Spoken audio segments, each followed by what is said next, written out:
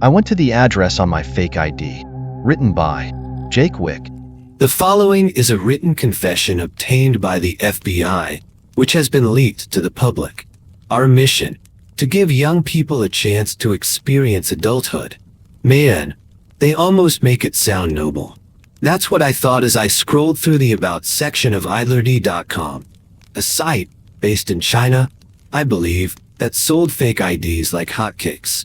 It was surreal looking at something like this. A place that sold phony driver's licenses to kids with inspiring sales copy. I was 18 at the time, and 4 of my friends and I wanted to get one of those group deals on fakes. $60 per person, something like that. If you went solo, it was north of $100, and since all of us were on board, we thought, what the hell? After doing some research on more shady sites on how best to concoct the info on your fake, I was ready to place my order. Step 1. Use your real first name, but a fake last name. This means that a bouncer won't toss you to the curb after your friends have been calling you Jake the whole time in line. Even though the name on your ID says Fabio or some shit. The fake last name, well, come on, no need to explain the reasons for that. My real name is Jake Dalton, so I used the name Jake Norman on my fake ID. Step 2. Use the age 21. Though it's generic, it's a common age, and there are lots of people who are, in fact, 21. No need to stretch your age. Step 3. Your picture. Make sure there's even lighting. I actually once knew a guy who got busted because, on his ID photo, half his face was covered in shadow. He had no idea. And why would he? He was a stupid 16-year-old. Step 4. The signature. Just make it look like you're not in kindergarten. Oh, and make sure it's the fake name you came up with and not your real name. Step 5. The address. This trips some people up. Some people make up a completely fake address, but then they don't remember it when a suspicious bouncer asks them. Instead, use your actual house number so you can remember it, then make the street a fake one and change the state to whichever state your ID says. Okay, easy enough.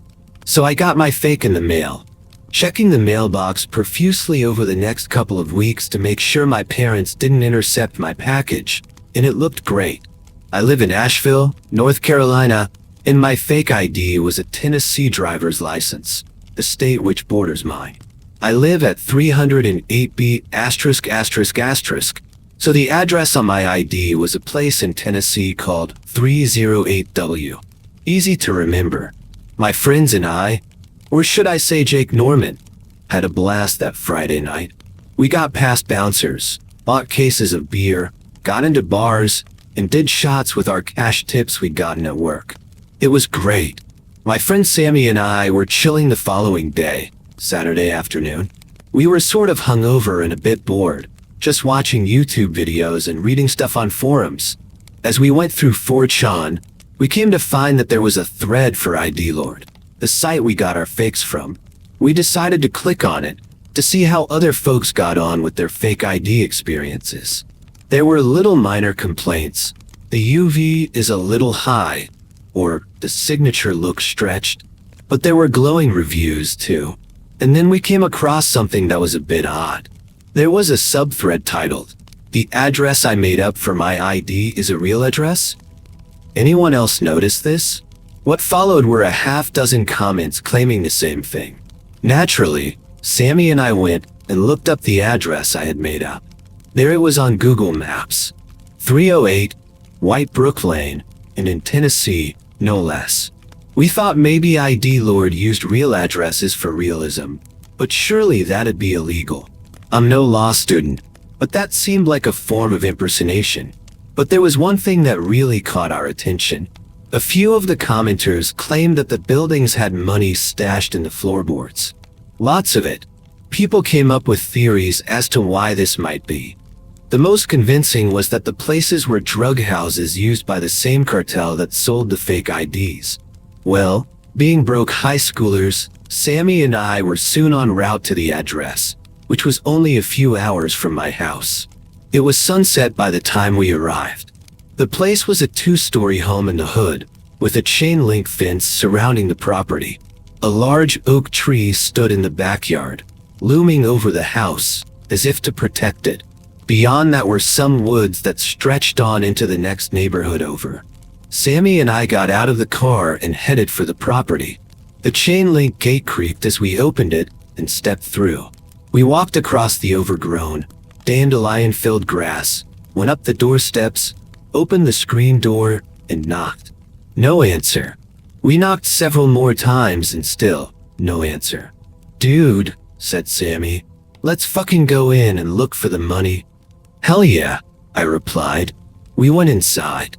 The place had furniture in it, and it seemed as though someone might still be living there. But everything was covered in a thick layer of dust, and we were never more than 3 feet from a cobweb, so we were fairly certain the house hadn't been lived in. Still, we had our doubts. "I don't know, man," I said.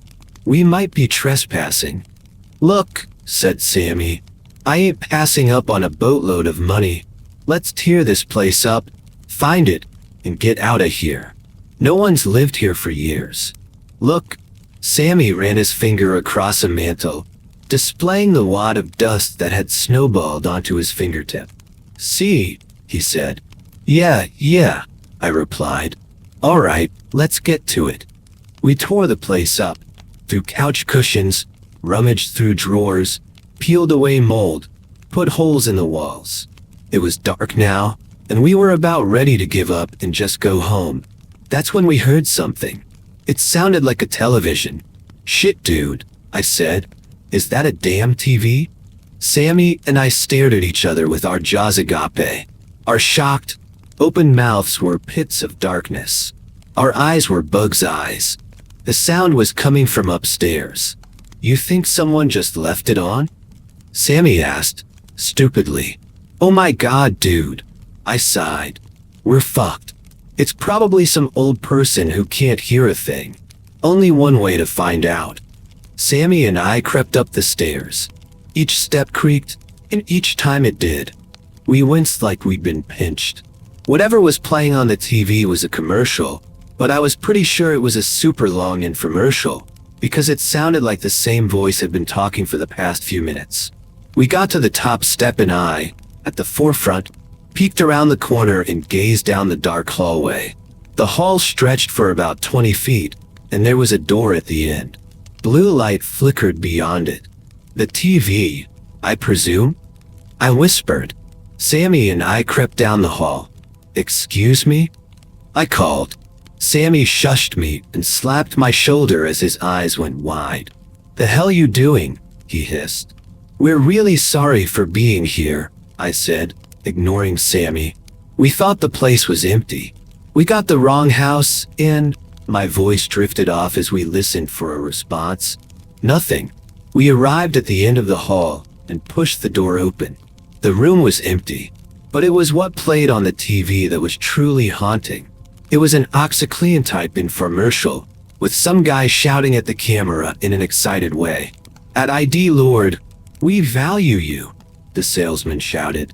"You get to create a new you that is of legal age. A you that gets to party with the adults, get into clubs, or order a beer at your favorite bar. Get together for a group purchase, and get 50% off your dash." Sammy and I looked at one another with big eyeballs. "What the fuck?" I asked. "Let's go," said Sammy. "This is..." We turned around and there he stood. Or should I say, there I stood. It was me. Even in the shadows, I could see that it was me that stood across from us. Either I had a twin, or something had occurred that was beyond my comprehension. I couldn't speak. I could barely breathe. I went into a state of paralysis by fear. Me, the other me, wore the same clothes I'd been wearing in my fake ID photo. The hair was the same too. Something else matched, the facial expression. When I had gotten my photo taken, I gave a little half smile. That was the expression the other me had plastered to his face. Unmoving, unblinking, not even a twitch. "WH, who are you?" I said. Still holding the same facial expression, the other me spoke. "You know who I am. Why you're me. No, you're Jake Dalton." Why, yeah. I'm Jake Norman. I was gonna pay you a visit tonight, but it looks like you came to me before Sammy or I could do a thing. Jake Norman lunged for Sammy. My evil clone pounced on him like a tiger and bit into his neck. My God, the gargling noise that erupted from Sammy's throat, that mix of screaming and bubbling blood. Sammy, I shouted. I tried to pull Jake Norman off of him, but the clone was firm as a statue. Pulling on him was like trying to uproot a tree from the ground. I backed away and got ready to run. Just as the clone lifted his blood-stained head and glared at me, I shrieked and booked it toward the stairs. I glanced over my shoulder just in time to see the other me roll onto his back, prop himself up, and proceed to spider-walk after me. I flew down the stairs. The other me did that freaky spider walk down the steps, faster than any human could go in that position. I yanked open the door, ran to my car, and hopped in. As I put the keys in the ignition, Jake Norman slammed his face up against my window and pressed it to the glass, hissing as he ran his tongue along its surface. I started up the car and sped away. I went to the police immediately. I told the cops to go to the house and they'd find his body. When they did, they found nothing. Not even a blood stain. I was suspected for Sammy's disappearance. I was eventually exonerated, but everyone still looks at me like I did it. I know what they're all thinking, that I'm a murderer.